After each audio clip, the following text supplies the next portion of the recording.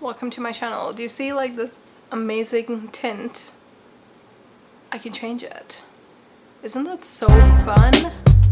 Yes! So today we're going to be talking about discipline, because you and I both know we don't have any. I also don't know why I'm talking in this accent, but I also suspect that one day I'm just gonna unironically say this or like speak like this and people are gonna be like, oh my god, what is she doing? And I'm gonna be like, oh my god, what am I doing? And that'll be an embarrassing moment. Anyway, I digress. Discipline is not something we're very good at. Let's face facts. We're ENTPs. We like to explore. I'm not even doing this on purpose anymore. We like to explore.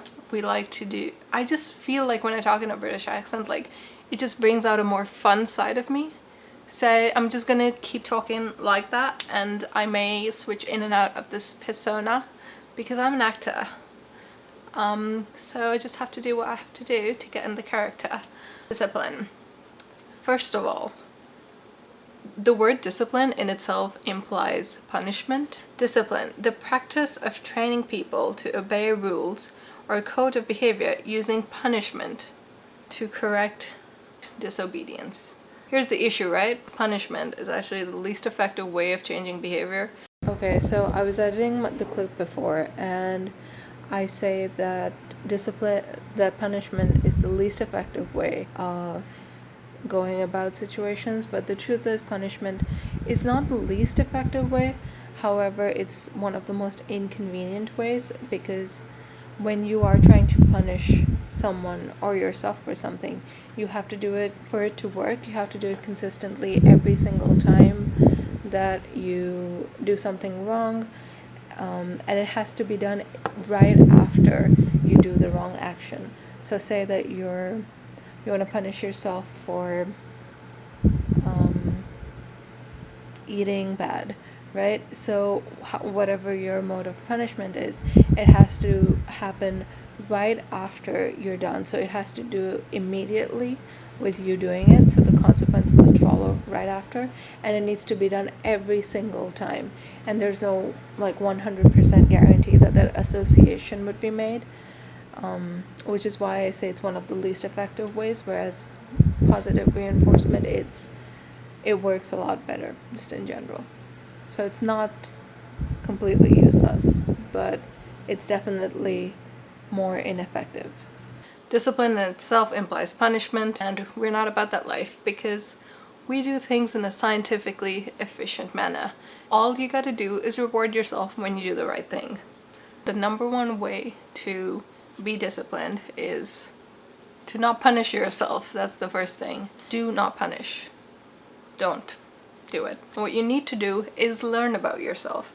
So what's very important is to learn your reward mechanisms. So why have you been doing things that you've done in the past before? Because understanding is like 50% of the journey. It's important to understand yourself, and it's important to understand what you feel rewards you. So you want to get disciplined. You want to learn a language. A very important part is to succeed in what you're doing. It could sound superficial, but a lot of times the reason we pursue things is because we have gained some sort of success in it. And that's a very, very common reward phenomena. But what is it that motivates you? I think over here MBTI can come in place a little bit, or the OP system, where you're just like, I get rewarded by seeing numbers, which is a very big reward mechanism for me. Like recently I started running and I realized I love looking at stats. Like so much so that I bought this thing. It's like it gives me a lot of data, and I love it. But for some people, maybe it involves people, which I'm assuming would be my EJs and my IPs. Internal satisfaction versus external satisfaction, reaching your own goals and criteria, or reaching others' goals and criteria. But I think the important part is just understanding what it is. So how do you figure out? You have to try different things. Understand how you're going to succeed at it. Understand that you will succeed at it, but over time. Keep really low expectations. I know you're an ENTP. I know you're great. You're so amazing. You're just like phenomenal at everything you do, but if you want to be good at something, measure it.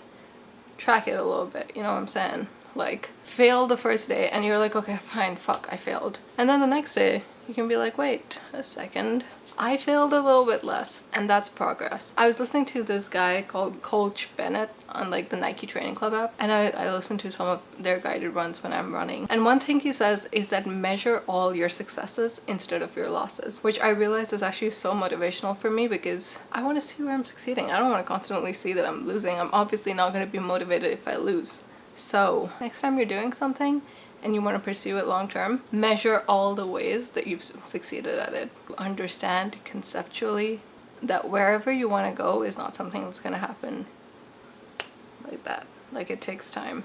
And I think that kind of develops in itself when you kind of do the first two parts, where it's like you understand that your growth is going to be slow, but it is going to happen. And understanding that you will go back a few days.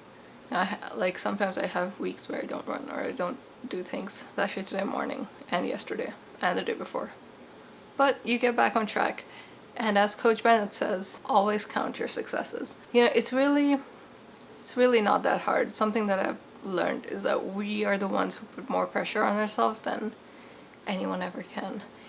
And I know it sounds cheesy, but like, you have to be your own hype person. You can't expect other people to be like, yo, you're doing great. Like, that feels good. But if you trust in yourself, others will trust in you, because you have to have confidence in yourself. And I understand it's really hard to develop that, but it's worth spending the time to do it. So I'm hoping that this was not complete chaos and that you got a wee bit something out of it. Those are my tips. The last 2 months have been very beneficial for me because I've like been using these, and yeah, they've actually been really useful. So hope they're as useful for you as they are for me.